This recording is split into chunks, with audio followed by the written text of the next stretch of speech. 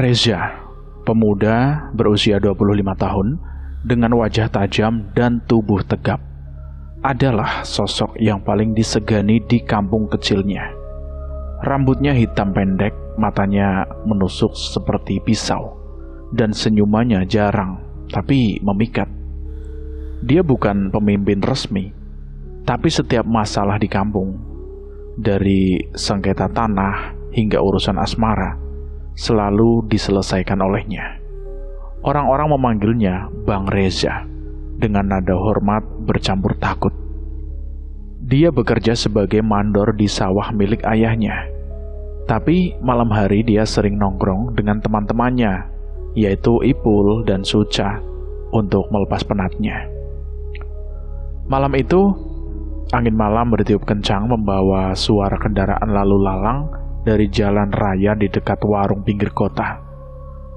Warung itu sederhana, dengan atap seng dan meja-meja kayu usang yang diterangi lampu neon kuning redup. Asap rokok mengepul tebal, bercampur aroma kopi tubruk yang pekat. Reza duduk di kursi pojok, kakinya selonjor santai sambil menghisap rokok reteknya. Di sebelahnya, Ipul, pemuda kurus dengan kumis tipis dan senyum licik, sedang bercerita tentang pekerjaan barunya sebagai tukang ojek online. Bang, hari ini aku dapat orderan dari kota. Lumayan duitnya, tapi macetnya, mampus. Hampir saja aku tabrak mobil mewah, kata Ipul sambil tertawa. Suca Baskara, panggil saja Suca, yang lebih pendiam, dengan otot lengan menonjol dari kerja berat di pabrik, hanya mengangguk sambil menuang bir murah ke gelas plastik. Kamu hati-hati, Pul. Jangan sampai kecelakaan. Nanti aku yang repot bantu kamu ke rumah sakit. Gumam Suca, suaranya dalam dan serak karena kebiasaan merokok. Reza tersenyum tipis. Aku bilang juga apa? Kalian ini kayak anak kecil, selalu bikin masalah. Tapi ya sudahlah, malam ini kita santai aja. Pesan lagi kopinya, biar aku yang bayar. Suasana warung semakin ramai saat sekelompok pemuda dari kampung sebelah masuk. Mereka dipimpin oleh Tejo, pemuda sombong berusia 24 tahun, dengan pakaian branded dan jam tangan mahal yang berkilau di bawah lampu. Tejo adalah anak tunggal dari seorang bos konveksi ternama di desa tetangga yang menguasai pabrik-pabrik garmen dan sering memperkerjakan ratusan orang. Ayahnya dikenal sebagai orang kaya yang kejam dalam bisnis, dan Tejo mewarisi sifat itu, arogan, suka pamer, dan tak segan menggunakan pengaruh ayahnya untuk mengintimidasi orang. Bersamanya ada dua teman, satu cowok bertubuh gempal bernama Andi, dan Rani, gadis tomboy dengan rambut pendek dan tato di lengan, yang sering ikut nongkrong bersama cowok karena suka bergaul liar. Mereka memesan minuman di depan. Suara Tejo lantang dan mengejek. Mbak, kasih bir yang dingin ya. Jangan yang hangat, kayak di sebelah. Bikin mual aja. Pemilik warung, seorang ibu tua, hanya mengangguk takut. Tejo dan kelompoknya duduk di meja dekat Reza, sengaja memilih tempat itu untuk provokasi. Saat Tejo melewati meja Reza, dia sengaja menyenggol gelas kopi Reza hingga tumpah ke lantai. Kopi hitam panas membasahi sepatu Reza dan tetesannya menetes ke celana. Reza bangkit pelan, matanya menyipit tajam. Jo, kamu jangan mentang-mentang anak orang kaya dong. Kamu sengaja ya? Tanyanya dingin, suaranya rendah tapi mengancam. Ipul dan Suca langsung waspada, berdiri di belakang Reza. Tejo berbalik, tersenyum sinis, sambil mengunyah permen karet. Sengaja? Kamu pikir aku peduli sama gelas sampah kamu itu? Ini wilayah bebas, bro. Aku sudah biasa di sini. Kamu gak tahu saya. Bos konveksi nih. Bos terbesar di desa sebelah. Emangnya kamu siapa? Cuma preman kampung yang tampang doang, tapi miskin. Ipul langsung maju selangkah, wajahnya merah. Tejo, jangan kurang ajar ya. Ini wilayah Bang Reza. Kamu dari kampung sebelah. Balik aja sana sebelum ada masalah. Rani yang berdiri di belakang Tejo tertawa nyaring. Wah, preman kecil sombong. Tejo, tunjukin aja siapa yang bos di sini. Lu, cewek ikut campur. Ini urusan cowok, diam lo. Suca menggeram. Tejo melangkah mendekati ke Reza. Dadanya membusung. Za, kamu dengar teman lo itu? Mereka berani banget. Aku bisa saja menelpon rombonganku sekarang. Kamu itu memang tampan, Za. Banyak cewek yang suka sama kamu, termasuk Rani di sini, yang sering ngomongin lu. Tapi itu nggak bikin kamu kuat. Reza tersenyum dingin, tapi matanya penuh amarah. Aku nggak butuh pujian dari lu, Jo. Aku cukup dengan tangan aku sendiri. Kamu senggol gelas aku, minta maaf sekarang. Atau aku bikin kamu nyesel. Tejo tertawa keras, mendorong dada Reza dengan tangan. Lu sampah. Minta maaf apaan? Kamu mimpi. Ini buat lu. Buak. Dia mengayunkan tinju ke wajah Reza. Reza menghindar cepat, lalu balas dengan pukulan ke perut Tejo. Udara keluar dari mulut Tejo. Dia terhuyung mundur sambil memegang perut. Wah, kurang ajar lo. Bentak Tejo, lalu maju lagi menendang kaki Reza. Reza tersandung sedikit, tapi langsung bangkit dan raih kerah baju Tejo, membantingnya ke meja kayu. Meja itu retak, gelas-gelas jatuh dan pecah. Darah mulai mengalir dari bibir Tejo yang pecah. Andi, teman Tejo, maju membantunya, memukul punggung Reza. Ipul langsung meloncat, menendang Andi hingga jatuh. Suca bergabung, memukul Rani yang mencoba ikut campur. Tinju Suca menjarat di pipi Rani, membuatnya terjatuh dengan hidung berdarah. Woi, jangan sentuh cewek lo! Teriak Tejo, yang bangkit dengan marah. Dia ambil botol bir kosong dari meja, dipecahkan di tepi kursi, dan diayunkan pecahan kaca itu ke arah Reza. Reza langsung menghindar, tapi pecahan itu menyayat lengan kirinya. Darah menetes di lengan Reza. Jo, kamu main apaan ini? Kalau kamu main begituan, ayo, oke, aku layanin. Reza mengambil pisau lipat dari saku celananya, buka bilahnya yang tajam. Tejo maju lagi, mengayunkan botol pecah itu. Mereka bertarung sengit. Reza menusuk paha Tejo. Tejo berteriak kesakitan, jatuh berlutut. Bajingan kau, Reza. Kamu gila ya? Jerit Tejo, wajahnya pucat. Reza tarik pisau itu keluar. Darah menetes dari bilahnya. Ini peringatan, Jo. Lain kali aku potong leher kamu. Sudah, Bang, sudah. Jangan bunuh dia di sini. Rani merangkak ke Tejo, matanya bengkak dari pukulan Suca. Tejo, ayo kabur. Mereka udah gila. Andi bangkit membantu mengangkat Tejo yang pincang. Darah membasahi celananya. Tejo melotot ke Reza sambil mundur. Lo harus bayar ini semua, Reza. Tunggu saja. Urusan kita belum selesai. Mereka berlari ke mobil Tejo di luar. Mesin meraung saat ia pergi. Warung sepi sekarang. Pemiliknya gemetar di belakang konter. Reza membungkus luka di lengannya dengan kain lap. Darah masih menetes. Aku kan udah bilang, jangan macam-macam di wilayahku.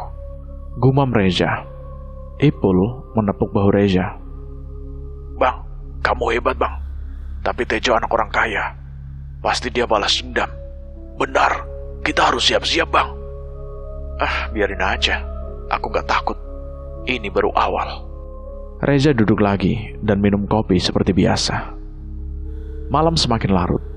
Reza tahu pertengkaran ini bukan akhir, tapi bibit masalah besar yang akan meledak nantinya. Dia ingat wajah Tejo yang penuh darah, dan senyum tipis muncul di bibirnya. Kampungnya aman malam ini, tapi besok siapa tahu. Isna, gadis berusia 20 tahun, adalah kebanggaan keluarganya. Wajahnya cantik dengan kulit cerah bak porselen, rambut hitam panjang yang selalu tergerai rapi, dan mata coklat yang lembut namun penuh semangat. Di kampungnya, dia dikenal sebagai gadis yang sopan tapi tegas, selalu membantu ibunya di pasar menjajakan sayuran dari kebun keluarga. Namun, di balik kecantikannya, Isna menyimpan rahasia. Hatinya telah terpikat oleh Reza, pemuda tampan dari kampung sebelah yang terkenal sebagai pemimpin tangguh. Reza bukan hanya menarik secara fisik, dengan rahang tegas dan tubuh atletis, tapi juga punya karisma yang membuat banyak gadis termasuk Isna bertekuk lutut. Malam itu rumah sederhana keluarga Isna dipenuhi aroma masakan dari dapur. Dinding tembok yang sudah mulai usang berdiri kokoh meski catnya mengelupas, dan lampu minyak di ruang tamu menyala redup, menciptakan bayangan panjang di lantai mester. Pak Joko, ayahnya Isna, duduk di kursi kayu dengan pipa rokok di tangannya. Wajahnya keras oleh kerutan, dari tahun-tahun bekerja sebagai petani. Di sebelahnya, Bu Lastri, ibunya Isna, sedang menjahit kain usang. Matanya sesekali melirik ke pintu kamar Isna. Mereka berbincang dengan nada serius. Suara mereka pelan tapi tegas, membahas masa depan anak tunggal mereka. Kita harus pikirkan baik-baik, kata Bu Lastri, tangannya berhenti menjahit. Tejo itu anak Pak Hadi, bos konveksi yang punya 3 pabrik di desa sebelah. Dia kaya, punya mobil, rumah besar. Kalau Isna nikah sama dia, hidup kita bakal lebih baik. Gak perlu lagi susah payah jual sayuran di pasar. Pak Joko menghela nafas. Asap rokok keluar dari mulutnya. Aku tahu, Bu. Pak Hadi sudah telepon tadi sore. Dia bilang, apakah Isna setuju? Mereka mau datang minggu depan buat ngomongin tanggal pernikahan. Katanya pesta bakal di gedung besar di kota. Semua ditanggung mereka. Kita cuma perlu bawa badan. Bu Lestari mengangguk, tapi ada keraguan di matanya. Tapi Pak, Isna itu keras kepala. Aku dengar dari Mbok Sari di pasar. Dia bilang Isna sering ketemu Reza, anak preman dari kampung sebelah itu loh. Katanya Isna itu suka banget sama dia. Apa kita salah pilih Tejo? Pak Joko memukul meja kecil di depannya. Brak! Suara kayu berderit keras. Reza, pemuda itu, dia itu cuma preman, Bu. Tampan sih iya, kuat sih iya, disegani juga iya di kampungnya. Tapi apa masa depannya? Dia cuma mandor di sawah ayahnya, gak punya apa-apa selain muka bagus. Banyak cewek yang suka sama dia, kata Mbok Sari. Bahkan Rani, si cewek tomboy itu, yang ikut nongkrong bareng Tejo, juga naksir sama Reza. Tapi itu bukan jaminan. Isna harus nikah sama Tejo, titik. Isna, yang sejak tadi mendengar dari balik pintu kamarnya, tidak tahan lagi. Dia keluar dengan wajah merah padam. Tangannya mengepal. Bapak, Ibu, aku gak mau dijodohkan sama Tejo. Suaranya keras, membuat Pak Joko dan Bu Lastri terkejut. Isna berdiri di tengah ruang tamu, matanya berkaca-kaca, tapi penuh tekad. Tejo itu sombong, kasar, dan cuma bangga sama duit ayahnya. Dia bukan orang baik. Aku cinta sama Reza. Pak Joko bangkit, wajahnya memerah karena marah. Isna, Berani-beraninya kamu membantah Bapak. Reza itu apa? Dia cuma pemuda kampung yang suka berantem. Kemarin saja aku dengar dia gebukin Tejo di warung pinggir kota sampai berdarah-darah. Itu orang macam apa namanya yang kamu cinta itu? Dia nggak bisa kasih kamu apa-apa. Isna menangis, tapi suaranya tetap teguh. Bapak salah. Reza itu baik, Pak. Dia selalu lindungi orang yang dia sayang. Dia tampan, kuat, dan punya hati. Dia nggak kayak Tejo yang cuma pamer mobil sama jam mahal. Aku tahu banyak cewek yang suka Reza, termasuk Rani, yang selalu genit sama dia. Tapi Reza bilang dia cuma sayang sama aku. Aku nggak mau nikah sama Tejo, Pak. Bu Lastri berdiri mencoba menenangkannya. Isna, nak, dengar ibu. Kami cuma mau yang terbaik buat kamu. Tejo mungkin sombong, tapi dia bisa kasih kamu hidup enak. Rumah besar, duit banyak. Gak perlu susah payah kayak kita. Reza, dia punya pemuda biasa, nak. Cinta itu gak cukup buat hidup. Isna menggeleng keras. Air mata mengalir di pipinya. Ibu gak ngerti. Reza bukan cuma tampan. Dia punya mimpi. Dia bilang dia mau bangun usaha sendiri, buka bengkel motor. Dia pekerja keras, Bu. Gak kayak Tejo yang cuma ngandalin ayahnya. Aku gak peduli duit, Bu. Aku mau Reza. Pak Joko melangkah mendekati Isna. Tangannya terangkat seolah mau menamparnya. Tapi Bu Lastri cepat menahannya. Pak, jangan, Pak. Kasihan anak kita. Ujar Bu Lastri memeluk Isna yang menangis terseduh. Isna, kami gak mau kamu susah. Tejo sudah setuju, keluarganya juga. Pernikahan ini gak cuma soal kamu, tapi soal nama baik keluarga kita. Isna melepaskan diri dari pelukan ibunya. Matanya penuh kemarahan. Nama baik? Jadi aku harus korbankan hidupku demi nama baik? Aku benci Tejo. Dia kasar. Dia pernah coba pegang aku pas ketemu di pasar bulan lalu. Dia bilang, kamu bakal jadi milikku. Gak ada yang bisa nolak Tejo. Aku jijik sama dia. Reza beda. Dia selalu hormatin aku. Cukup, Isna. Kamu harus nurut. Minggu depan, keluarga Tejo datang. Dan kamu harus setuju. Kalau enggak, Bapak enggak akan anggap kamu anak lagi. Suara Pak Tejo menggema, membuat Isna terdiam. Dia menatap ayahnya dengan kecewa, lalu berlari ke kamarnya, membanting pintu. Brak!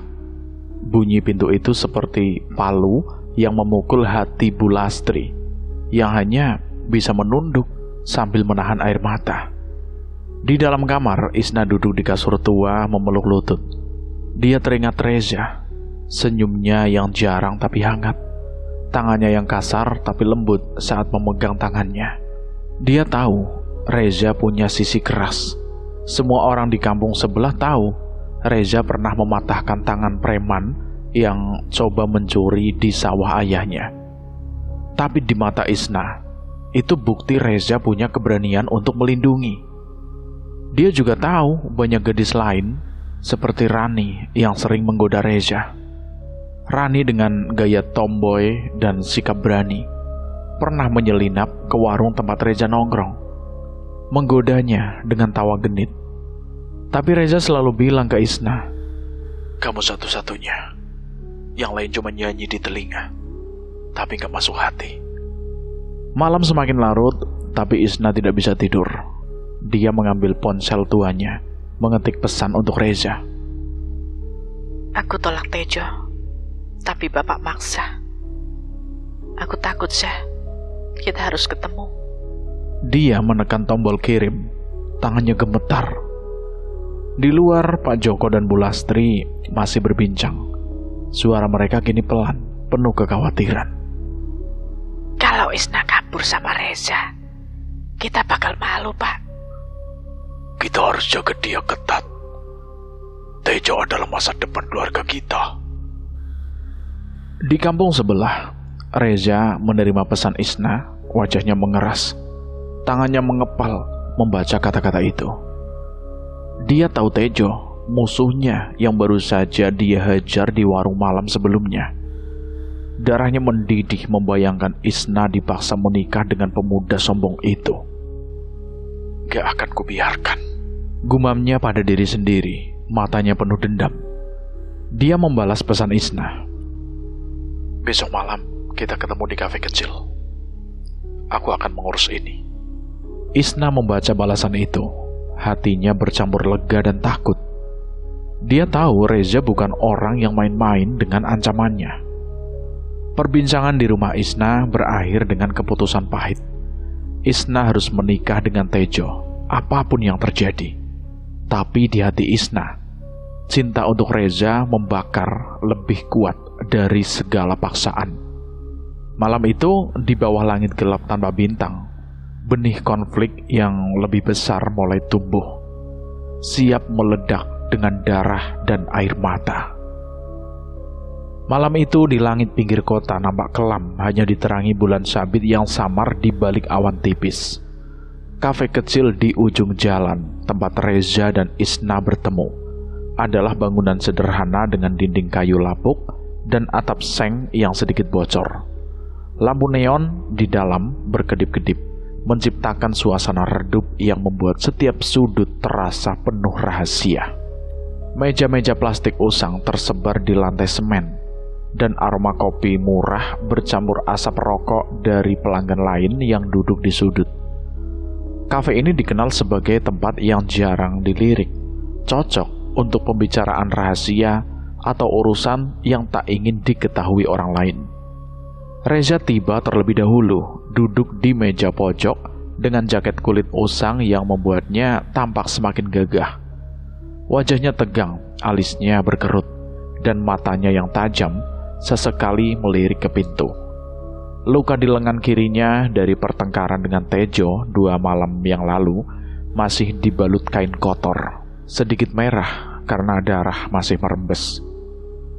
Dia sudah mendengar kabar dari Ipul, temannya yang selalu punya informasi dari pasar, bahwa keluarga Isna serius menjodohkan gadis itu dengan Tejo, anak bos konveksi kaya dari kampung sebelah.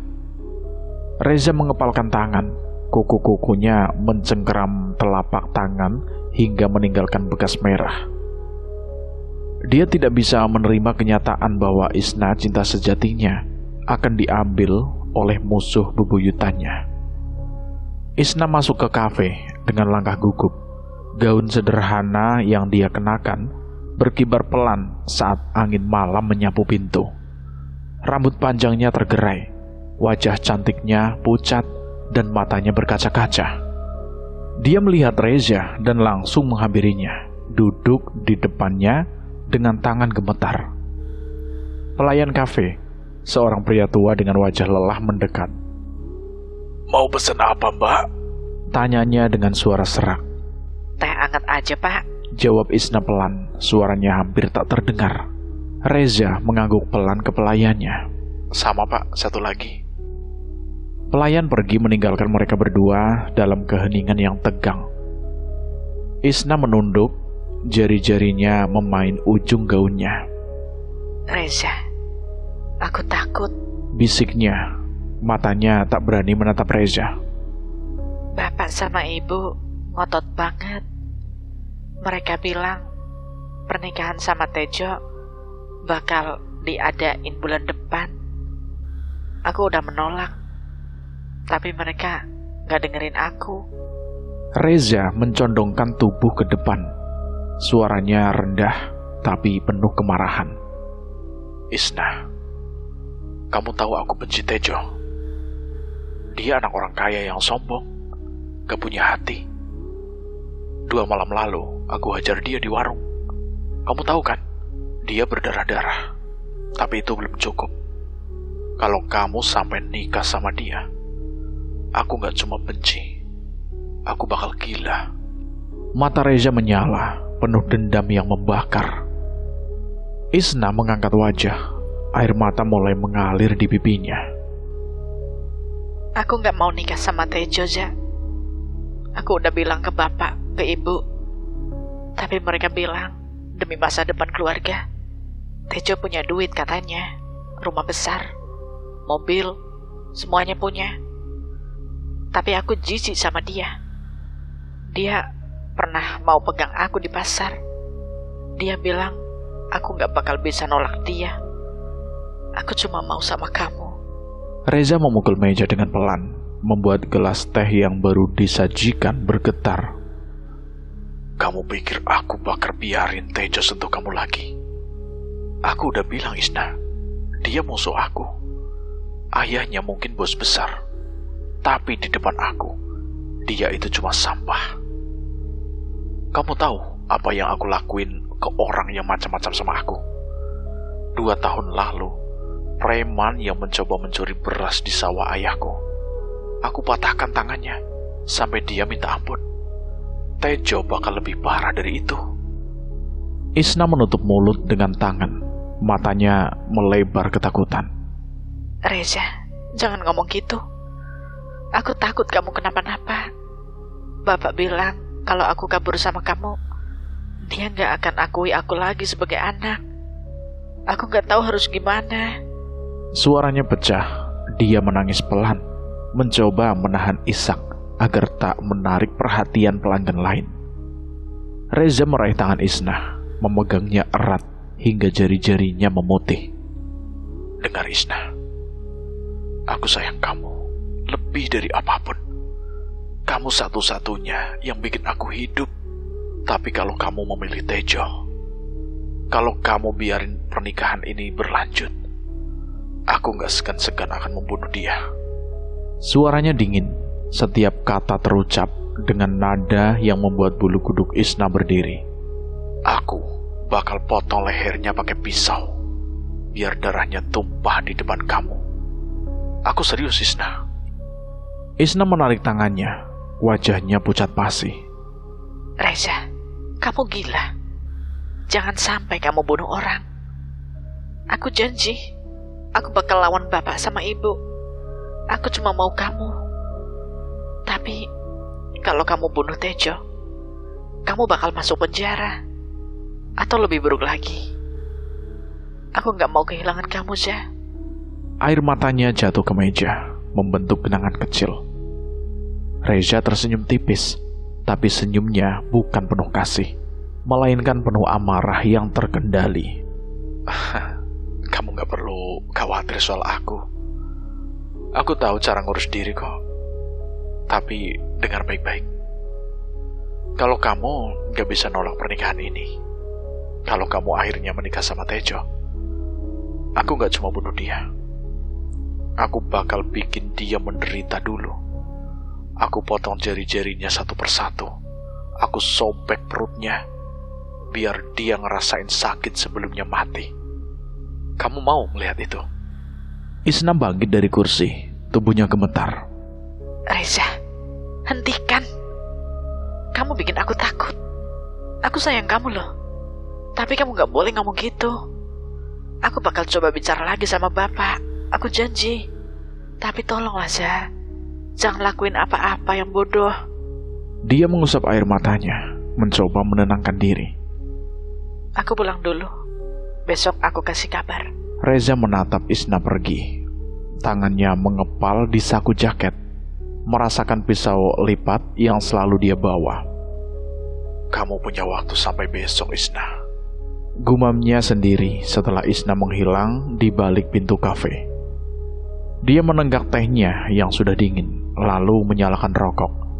Asap mengepul dari mulutnya, mencerminkan kekacauan di pikirannya. Dia tahu Isna mencintainya, tapi dia juga tahu sifat keras kepala Pak Joko dan Tejo. Pemuda itu bukan hanya musuh, tapi ancaman nyata bagi hidupnya. Di luar kafe, Isna berjalan cepat menuju rumah. Kepalanya penuh dengan kata-kata Reza. Ancaman itu terngiang-ngiang, membuat dadanya sesak. Dia tahu Reza itu bukan orang sembarangan. Ancaman Reza itu bukan cuma ancaman kosong. 2 tahun lalu saat seorang preman mencuri beras, Reza tidak hanya mematahkan tangannya, tapi juga memukuli wajahnya hingga tak dikenali. Gigi-giginya copot dan wajahnya bengkak penuh darah. Isna mencintai Reza, tapi malam ini dia melihat sisi gelapnya yang mengerikan. Sementara itu di kampung sebelah, Tejo sedang minum bersama Rani dan Andi di garasi rumah mewahnya. Wajahnya masih memar dari pertengkaran dengan Reza, dan pahanya yang ditusuk masih terasa nyeri. Aku dengar Reza ketemu Isna tadi malam, kata Rani menghisap rokok sambil menyeringai. Cewek itu tolak lo, Jo. Kamu mau diem aja? Tejo menghabiskan sebotol bir, matanya merah. Diam lu, Ran. Reza bakal mati kalau dia coba ambil Isna dari aku. Ayah aku udah atur pernikahan. Gak ada yang bisa nolak. Isna bakal jadi milikku, mau dia suka atau enggak. Dan Reza, aku bakal balas dia. Aku mau potong tangannya, biar dia tahu siapa bos di sini. Dia melempar botol kosong ke dinding. Cerang! Kacanya pecah berhamburan. Malam semakin gelap, dan di kafe kecil itu Reza masih duduk sendirian, memandang pisau lipatnya yang berkilau di bawah lampu neon. Dia tahu perang dengan Tejo tidak akan berakhir hanya dengan pukulan. Darah akan tumpah, dan dia siap membayar harganya asal Isna tetap menjadi miliknya. Rumah Isna, sebuah bangunan sederhana dengan dinding tembok yang sudah pudar dan atap genteng yang sudah usang. Malam itu dipenuhi suasana tegang. Ruang tamu kecil diterangi lampu minyak yang berkedip-kedip, menciptakan bayangan panjang di dinding yang mulai retak. Meja kayu tua di tengah ruangan dipenuhi piring berisi kue-kue pasar dan gelas-gelas teh hangat yang uapnya mengepul pelan. Pak Joko dan Bu Lastri duduk di kursi kayu yang berderit. Wajah mereka penuh hormat namun tegang. Di depan mereka, Pak Hadi dan Bu Tini, orang tua Tejo, duduk dengan pakaian mahal yang kontras dengan kesederhanaan rumah itu. Pak Hadi, bos konveksi ternama di kampung sebelah, adalah pria bertubuh besar dengan kumis tebal dan suara berat yang mengintimidasi. Ibu Tini, istrinya, mengenakan kebaya sutra dengan perhiasan emas yang berkilau, menambah kesan kemewahan keluarga mereka. Pertemuan ini adalah puncak dari rencana perjodohan antara Isna dan Tejo yang telah disepakati secara lisan beberapa minggu sebelumnya. Pak Hadi membuka pembicaraan dengan nada penuh percaya diri. Pak Joko, Bu Lestari, kami datang dengan niat baik. Tejo anak kami sudah setuju menikahi Isna. Dia gadis yang baik, sopan, cocok untuk Tejo. Kami sudah pesan gedung resepsi di kota yang besar, bisa muat ratusan tamu. Semua biaya kami tanggung. Kalian gak perlu khawatir apa-apa. Pak Joko menggeleng pelan, tangannya mengelus dagu yang ditumbuhi janggut tipis. Terima kasih Pak Hadi atas kebaikan hati keluarga Bapak. Tapi kami orang sederhana, gak bisa dengan kemewahan. Saya rasa pernikahan lebih baik diadakan di rumah ini saja. Biar sederhana, tapi penuh makna. Lagi pula, Isna pasti lebih nyaman di rumah sendiri. Bu Lastri mengangguk mendukung suaminya, meski matanya sesekali melirik ke pintu kamar Isna yang tertutup rapat. Benar Pak Hadi, kami gak mau menyusahkan keluarga Bapak. Di sini saja, di halaman rumah, kita adakan tenda sederhana. Tamu dari kampung juga lebih mudah datang, kata Bu Lestari. Bu Tini tersenyum tipis, tapi ada nada meremehkan di suaranya. Sederhana? Ya kalau itu maunya kalian, kami gak keberatan. Tapi Tejo anak kami terbiasa dengan mewah loh. Gedung di kota itu sudah kami bayar depositnya. Sayang kalau dibatalkan. Apa Isna setuju dengan ini? Pak Joko menegakkan punggungnya. Suaranya tegas. Isna anak kami. Dia nurut sama keputusan orang tua. Kami yang putuskan pernikahan di rumah. Soal tanggal, bagaimana kalau 2 minggu dari sekarang? Kami sudah siapkan undangan sederhana. Tinggal disebar ke tetangga, kata Pak Joko. Pak Hadi tertawa pelan. Suaranya menggema di ruangan kecil itu. Baiklah Pak Joko, kami setuju. 2 minggu di rumah ini. Tapi kami tetap akan bawa dekorasi bagus. Catering dari kota, biar pernikahan ini gak terlalu, gak terlalu kampungan gitu loh. Tejo pantas dapat yang terbaik, dan Isna juga, kata Pak Hadi sambil melirik ke istrinya yang mengangguk setuju sambil memainkan gelang emas di pergelangan tangannya. Di luar rumah, di balik pagar kayu yang reot, Reza mengintip dari kegelapan. Dia bersemayam di antara semak-semak. Tubuhnya menunduk agar tidak terlihat. Jaket kulitnya sedikit robek di lengan, bekas pertarungan dengan Tejo, dan luka di lengannya masih perih. Telinganya menangkap setiap kata dari dalam rumah itu, dan setiap ucapan tentang pernikahan itu seperti pisau yang menikam dadanya. Reza mengepalkan tangan, kukunya mencakar telapak tangan hingga berdarah. Wajahnya memerah, nafasnya memburu. Isna, kamu gak boleh jadi milik Tejo, gumamnya pada diri sendiri. Suaranya hampir tak terdengar di tengah suara jangkrik malam. Saat Pak Hadi menyebut nama Tejo dengan penuh kebanggaan, Reza tak tahan lagi. Dia mundur pelan dari semak-semak, berlari menuju sepeda motor tuanya yang diparkir di ujung gang. Meski motor meraung saat dia melaju ke tempat tongkrongan biasa, sebuah gudang kosong di pinggir kampung yang sering dipakai untuk minum-minum. Di sana, Ipul dan Suca sudah menunggu. Duduk di atas peti kayu dengan botol-botol minuman keras murahan berserakan di lantai. Asap rokok memenuhi udara, dan lampu senter tua yang digantung di dinding memberikan penerangan samar. Bang Reza, kamu kenapa? Muka kamu kok kayak mau bunuh orang aja, kata Ipul menyeringai sambil menuangkan minuman ke gelas plastik. Ipul dengan tubuh kurus dan kumis tipis selalu punya cara membuat suasana ringan. Tapi malam ini dia merasakan ketegangan dari Reza. Reza merebut botol dari tangan Ipul, menegaknya minuman itu langsung dari botol. Cairan itu membakar tenggorokannya, tapi dia tidak peduli. Aku baru dari rumah Isna, katanya, suaranya parau karena alkohol dan amarah. Orang tua Tejo ada di sana, ngomongin pernikahan. Mereka mau nikahin Isna sama Tejo di rumah 2 minggu lagi. Aku dengar sendiri mereka bilang Tejo pantas dapat yang terbaik. Terbaik?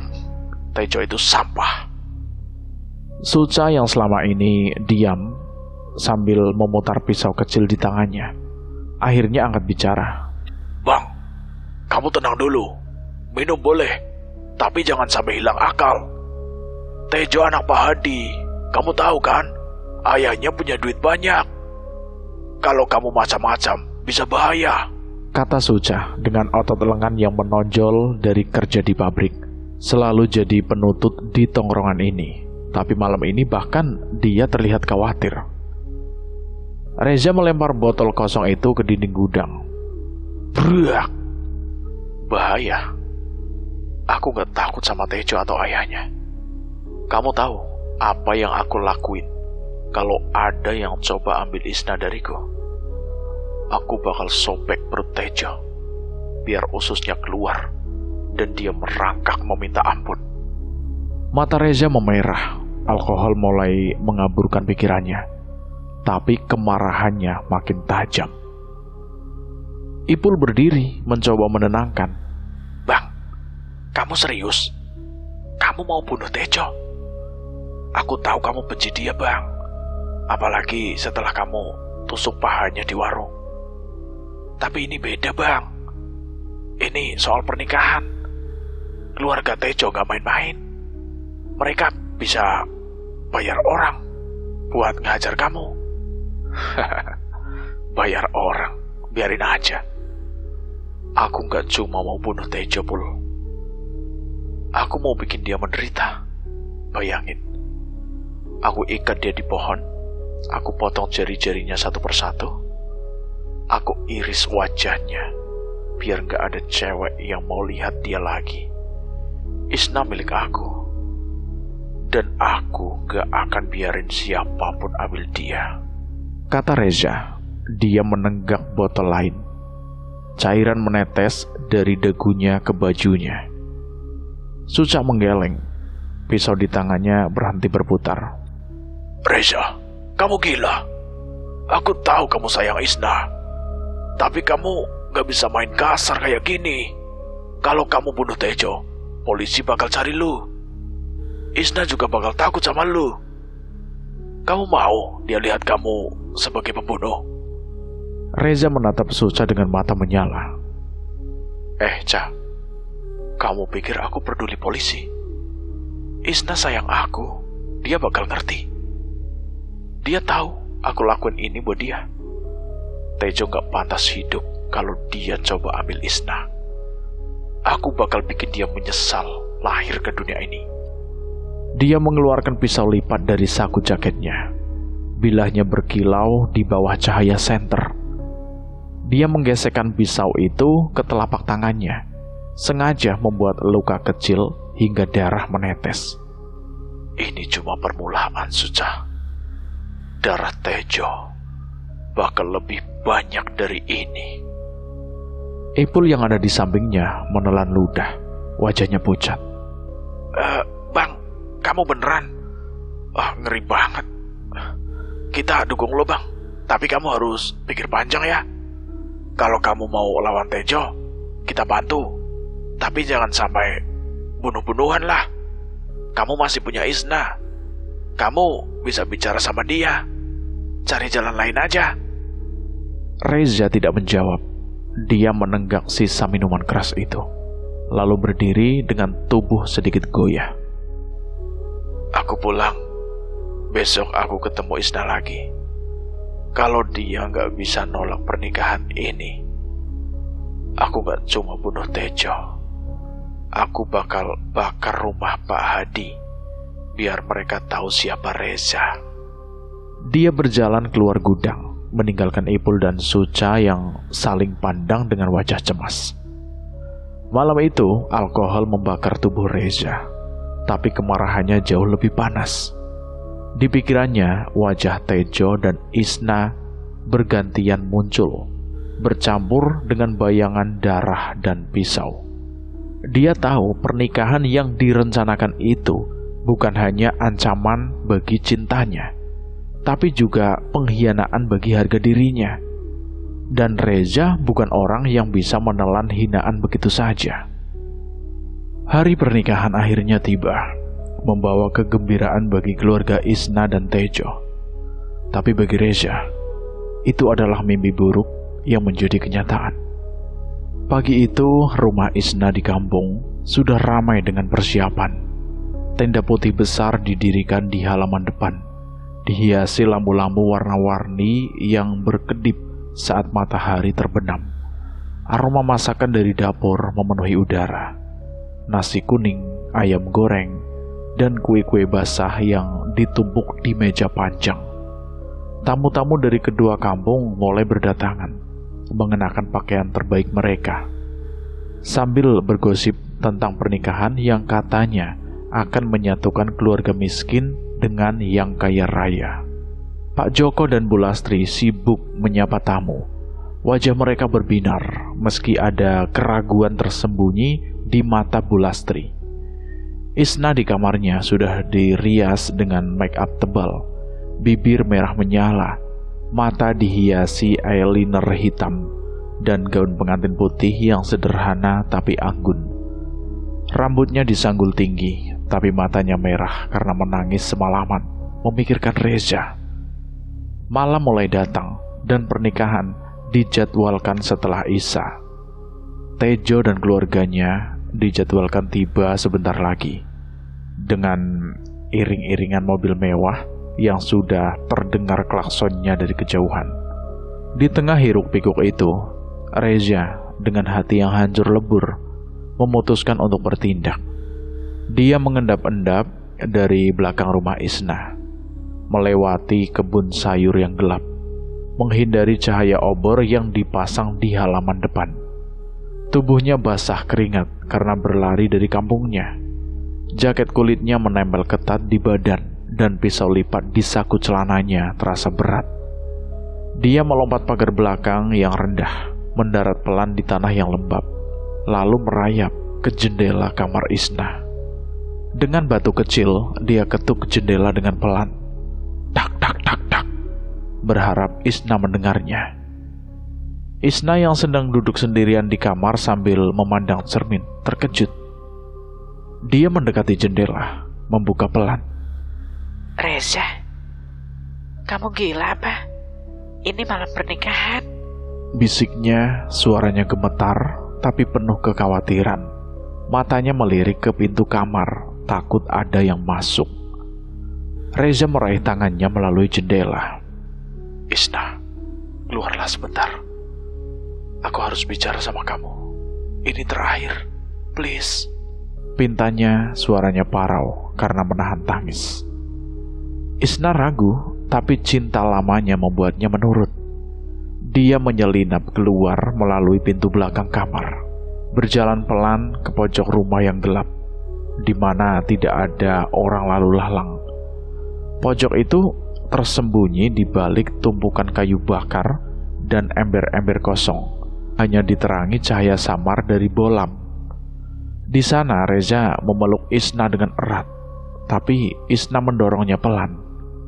Reza, ini gak bisa. Pernikahan sebentar lagi dimulai. Tejo dan keluarganya sudah di jalan. Aku gak bisa kabur sekarang. Katanya, suaranya pecah. Air mata mulai mengalir di pipinya, merusak make up-nya. Reza melepaskan pelukan, matanya penuh kemarahan dan keputusasaan. Isna, kamu bilang kamu cinta aku. Kenapa kamu biarin ini terjadi? Aku udah bilang, aku bakal bunuh Tejo kalau kamu nikah sama dia. Kamu pikir aku main-main, ha? Hati aku hancur, Isna. Setiap malam, aku bayangin kamu di pelukan dia. Aku gila. Suaranya naik, meski dia berusaha menahan agar tidak terdengar ke depan rumah. Isna menggeleng, tangannya memegang lengan Reza. Aku cinta kamu, Zah. Tapi bapak sama ibu maksa. Mereka bilang ini buat masa depan keluarga. Aku gak punya pilihan. Kalau aku kabur, mereka bakal malu. Dan Tejo, ayahnya, bisa hancurkan keluarga kita. Tolong ngerti, Zah. Kita gak bisa lagi. Reza menarik tangannya dengan kasar. Wajahnya memerah karena cemburu buta. Ngerti. Kamu suruh aku ngerti. Kamu bakal tidur sama Tejo malam ini. Kamu bakal kasih tubuh kamu ke dia. Aku yang pertama sentuh kamu, Isna. Aku yang sayang kamu. Kamu hianati aku. Bentaknya pelan, tapi nada suaranya seperti pisau yang menusuk. Isna mundur selangkah, takut. Reza, jangan gitu. Aku gak mau ini juga.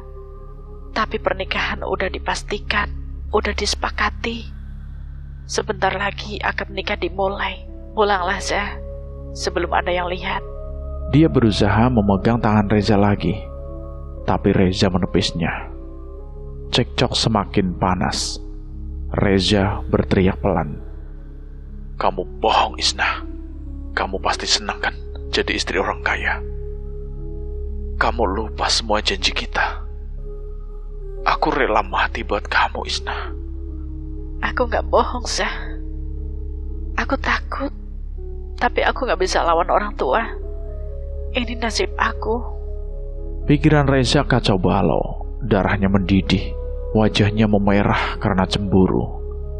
Di pojok rumah itu tergeletak sebuah parang besar yang baru dipakai untuk menyembelih kambing tadi pagi. Bilahnya masih berlumuran darah kering dan potongan daging kecil masih menempel. Reza melihatnya, tangannya bergerak tak sadar, meraih gagang parang itu. Isna, sekarang kamu pilih dia daripada aku. Maka, inilah yang akan terjadi. Cerak! Dengan satu ayunan cepat, parang menghantam leher Isna. Bilah tajam memotong daging, urat, dan tulang dengan sangat mudah. Darah menyembur deras seperti air dari keran, membasahi baju pengantin putih Isna dan wajah Reza. Kepala Isna terpisah dari tubuh, terguling ke tanah dengan mata terbelalak.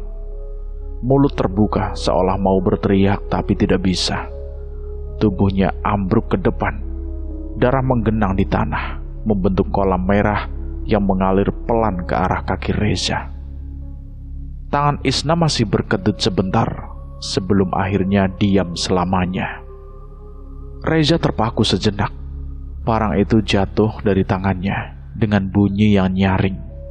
Darah Isna menetes dari wajahnya. Matanya melebar karena panik. Apa yang aku lakukan? Apa yang aku lakukan? Gumamnya, suaranya gemetar. Nafasnya tersengal. Tangannya bergetar hebat. Dia mundur, tersandung ember. Lalu berlari ke belakang rumah, melompati pagar, menghilang ke kegelapan malam. Tidak ada yang melihat. Tidak ada yang mendengar jeritan terakhir Isna yang tak sempat keluar. Di depan rumah musik dangdut mulai diputar. Tamu tertawa, tak sadar bahwa pengantin wanita sudah mati di pojokan rumah yang gelap. Reza berlari tanpa henti ke kampungnya. Dadanya sesak, pikirannya berputar-putar. Dia tiba di gudang tongkrongannya, di mana Ipul dan Suca sedang minum kopi. Bang, kamu kenapa? Muka kamu kok penuh darah gitu? Tanya Ipul, bangkit. Kaget dia. Reza ambruk ke tanah, menangis. Suca, Ipul, aku bunuh Isna. Aku potong lehernya. Dia nolak aku. Dia pilih Tejo. Aku gila. Suca memegang bahu Reza. Sa, kamu serius? Kita harus kabur. Kalau nggak kabur, polisi bakal cari kamu. Reza hanya menggeleng, matanya kosong. Aku nggak nyesal. Dia milik aku selamanya sekarang. Malam itu, pernikahan berubah menjadi mimpi buruk. Dan Reza tahu hidupnya tak akan sama lagi. Di sisi lain, rumah Tejo di kampung sebelah dipenuhi kesibukan. Rumah megah dengan pagar besi tinggi dan taman yang rapi itu bercahaya di bawah lampu-lampu taman yang mahal. Di garasi 3 mobil mewah sudah disiapkan untuk iring-iringan menuju rumah Isna. Para pelayan sibuk memasukkan kotak-kotak berisi seserahan, kain sutra, perhiasan emas, dan kue-kue mahal yang dipesan khusus dari kota. Pak Hadi, ayahnya Tejo, mengenakan jas hitam yang licin, berjalan mondar-mandir sambil mengawasi persiapan. Cepat, jangan sampai terlambat. Ini pernikahan penting. Jangan bikin malu keluarga. Bentaknya pada seorang pelayan yang hampir menjatuhkan kotak perhiasan. Ibu Tini sibuk memeriksa penampilannya di cermin besar di ruang tamu. Kebaya sutra merahnya berkilau, dihiasi brus emas besar yang mencolok. Tejo, kamu sudah siap? Jangan lupa pakai dasi yang baru, biar kelihatan gagah di depan Isna, katanya sambil tersenyum, meski ada nada cemas di suaranya. Tejo berdiri di dekat pintu dengan setelan jas abu-abu, nampak tidak nyaman. Wajahnya masih sedikit memar dari pertarungan dengan Reza, dan pahanya yang ditusuk terasa nyeri setiap kali melangkah. Iya bu, aku siap. Tapi entah kenapa, aku gak enak hati bu. Kayak ada yang salah. Gumamnya mengelus dagu sambil menatap keluar jendela. Jangan ngomong gitu, Jo. Ini hari besar buat keluarga kita. Isna gadis baik, dan keluarga mereka nurut sama kita. Tejo mengangguk, tapi matanya kosong. Dia teringat ancamannya pada Reza di warung, dan kini mengetahui Isna pernah bertemu Reza secara diam-diam, membuat dadanya sesak.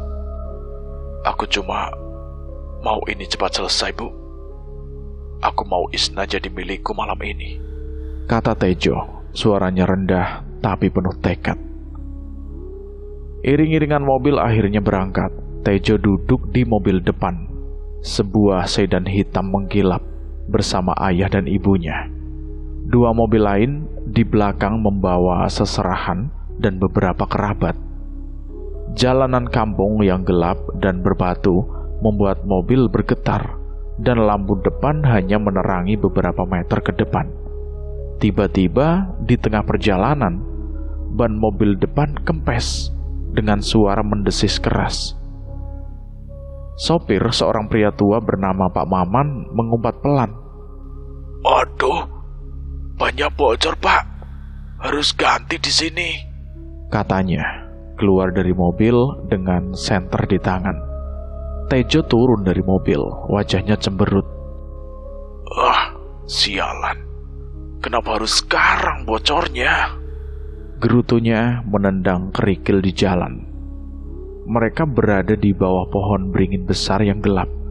Cabang-cabangnya menjuntai seperti tangan-tangan raksasa. Cahaya bulan samar tapi cukup untuk membuat Tejo merasa tidak nyaman. Dadanya terasa berat, seperti ada beban tak terlihat menekannya.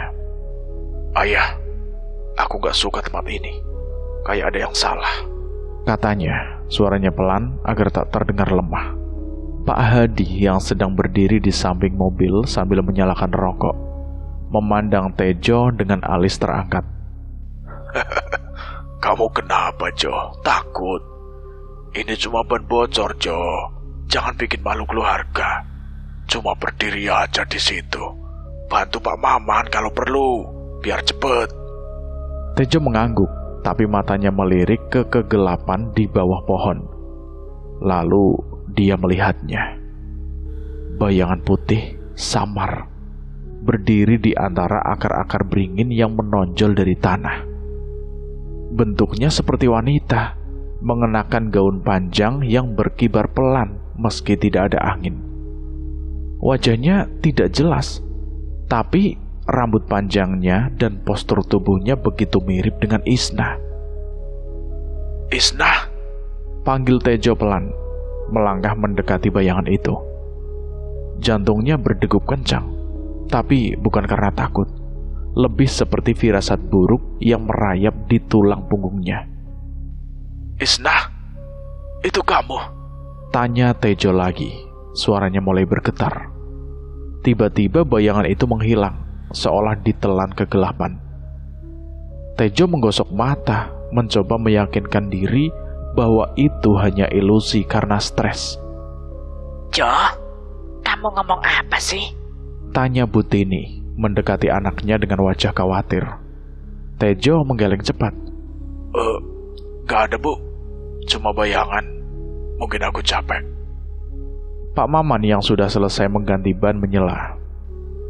Sudah, Pak. Bu, Mas Tejo, bannya sudah selesai. Ayo lanjut lagi. Tejo kembali ke mobil, tapi perasaan tidak enak itu masih menempel seperti bayang-bayang yang tak mau pergi. Iring-iringan mobil akhirnya tiba di rumah Isna. Halaman depan sudah penuh dengan tamu. Musik dangdut mengalun keras dari speaker tua dan lampu-lampu warna-warni menyala di tenda. Tapi suasana terasa aneh. Ada keributan di antara tamu. Suara orang berbisik dan berteriak pelan. Pak Joko berdiri di tengah halaman. Wajahnya pucat. Isna gak ada di kamar, teriak Pak Joko pada Bu Lastri. Ia berlari keluar dari rumah dengan gaun compang-camping karena tergesa-gesa. Aku cari tadi dia gak ada. Katanya tadi masih di kamar buat rias, tapi sekarang dia sudah menghilang. Tejo melangkah turun dari mobil. Dadanya semakin sesak. Apa maksudnya? Hilang? Pengantin wanitanya kabur? Tanyanya keras, membuat beberapa tamu menoleh. Pak Hadi memegang bahu Tejo. Tenang, Jo. Mungkin dia cuma ke belakang rumah atau apa. Kita cari dulu, kata Pak Hadi. Suaranya tegang, seolah merasakan bahwa sesuatu yang buruk telah terjadi. Seluruh tamu mulai berpencar mencari. Ada yang masuk ke kamar Isna, membongkar lemari, dan memeriksa di bawah tempat tidur. Ada yang mencari di halaman samping, memanggil-manggil nama Isna. Tejo bersama Pak Joko menuju ke belakang rumah, tempat yang gelap dan jarang dilalui. Isna, kamu di mana? Teriak Tejo. Suaranya bergema di tengah suara jangkrik. Tidak ada jawaban, hanya keheningan yang mencekam. Tiba-tiba, jeritan melengking memecah malam. Mbok Asri, seorang ibu-ibu tukang masak yang bekerja di dapur belakang, berlari keluar dari pojok rumah. Wajahnya pucat seperti kain kafan. Ya Tuhan, Isna mati. Teriaknya histeris, tangannya gemetar menutup mulut. Tamu-tamu berlarian ke arahnya, termasuk Tejo dan Pak Joko. Di pojok rumah, di antara tumpukan kayu bakar dan ember-ember kosong, mereka melihat pemandangan yang sangat mengerikan. Isna tergeletak di tanah. Tubuhnya tak bernyawa. Gaun pengantin putihnya berlumuran darah merah pekat. Kepalanya terpisah dari tubuh, berguling beberapa sentimeter jauhnya. Matanya terbelalak dengan ekspresi syok yang membeku. Lehernya yang terpotong menunjukkan luka kasar. Daging dan tulangnya terlihat jelas di bawah cahaya bolam. Darah menggenang di tanah, mengalir seperti sungai kecil, membasahi rumput dan tanah di sekitarnya. Sebuah parang besar tergeletak, masih berlumuran darah. Tergeletak di samping tubuh Isna yang tidak berdaya. Tejo jatuh berlutut, muntah di tempat.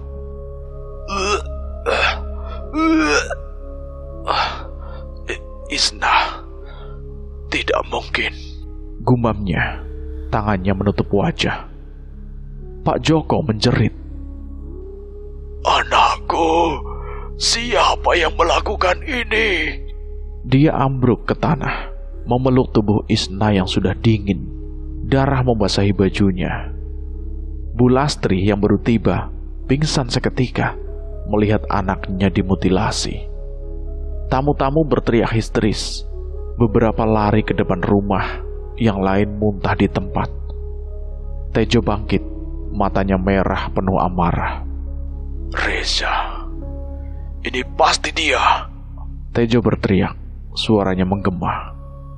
Dia teringat bayangan putih di bawah pohon beringin, dan kini dia yakin itu pertanda buruk. Aku bakal bunuh dia. Aku potong dia kayak dia potong Isna. Pak Hadi menahan Tejo. Jo, tenang. Kita panggil polisi dulu. Jangan gegabah. Tapi Tejo menepisnya, menepis tangan ayahnya, berlari ke mobil. Pikirannya hanya dipenuhi dendam. Malam itu, pesta pernikahan berubah jadi kengerian. Tubuh Isna dibawa ke rumah, ditutupi kain putih yang segera merah karena darah. Tamu-tamu pulang dengan wajah pucat, dan desas-desus mulai menyebar. Pembunuhan sadis ini pasti ada kaitannya dengan Reza, pemuda dari kampung sebelah yang dikenal keras dan penuh dendam.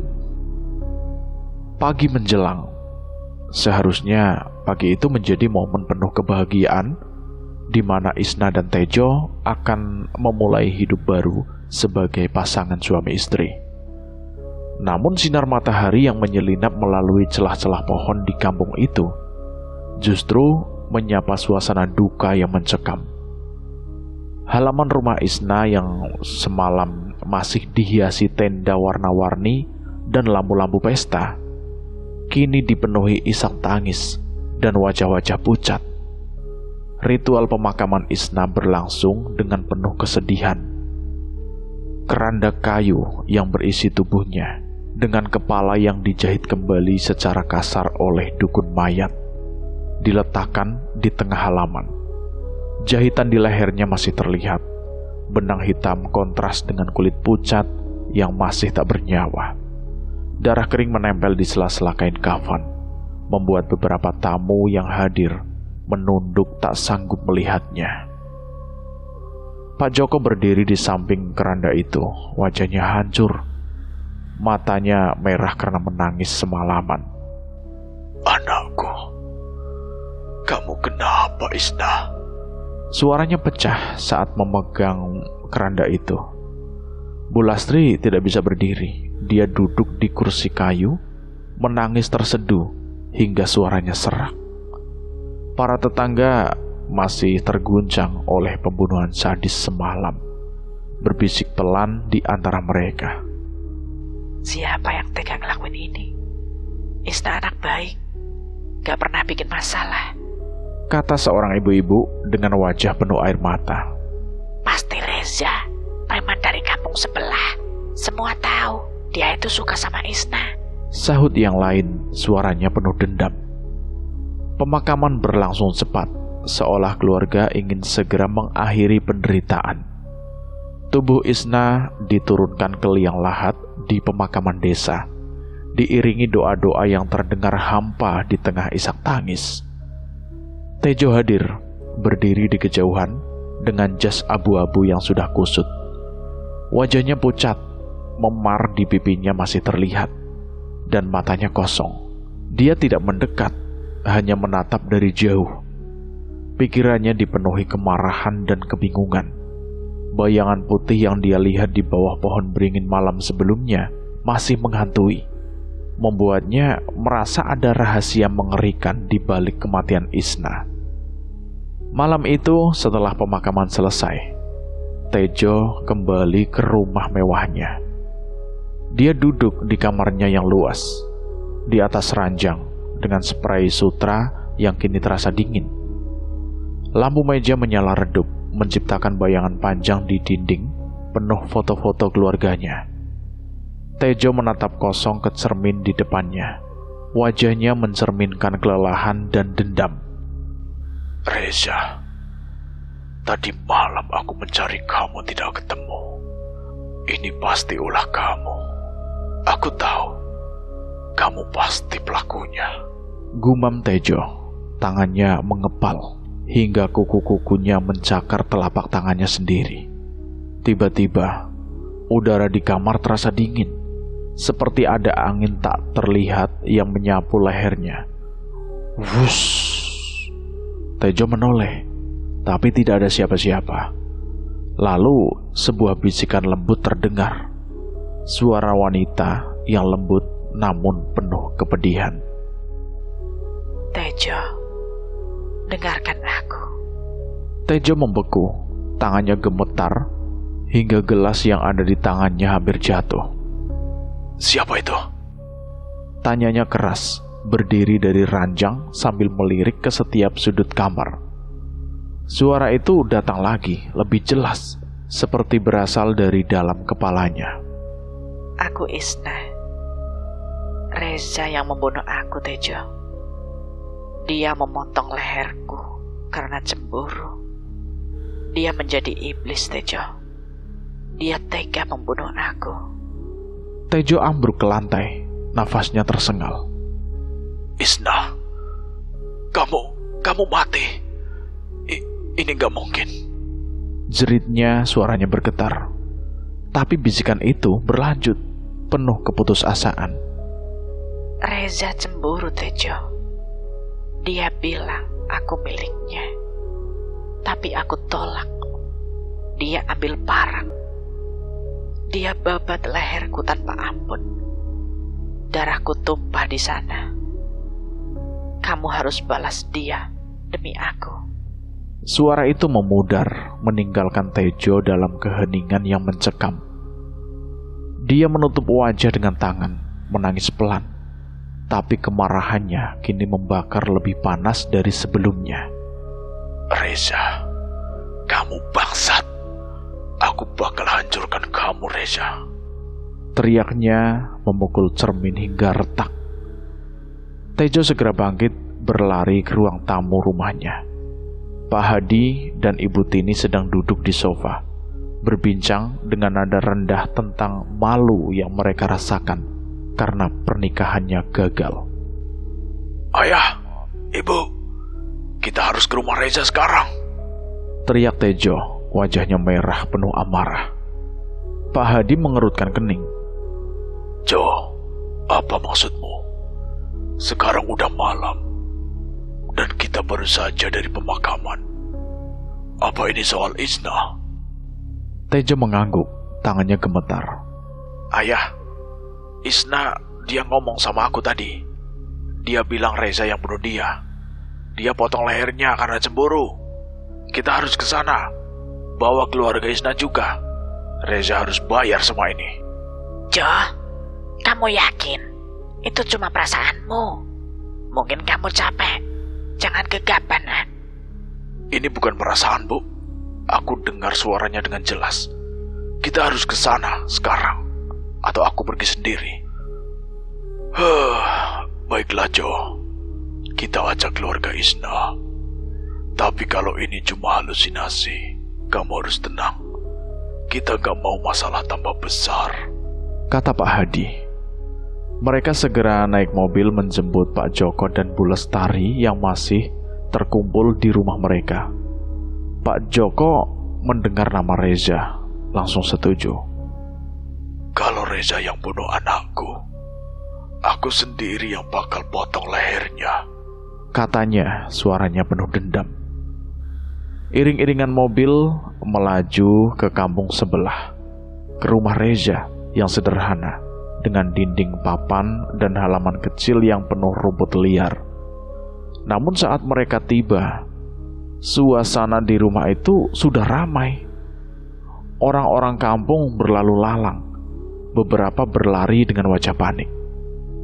Di teras rumah ibunya Reza, seorang wanita tua dengan rambut beruban, duduk menangis histeris, dikelilingi tetangga yang mencoba menenangkan. Reza anakku. Jeritnya, suaranya pecah. Tangannya memukul-mukul dada. Tejo melangkah mendekat, mendorong kerumunan.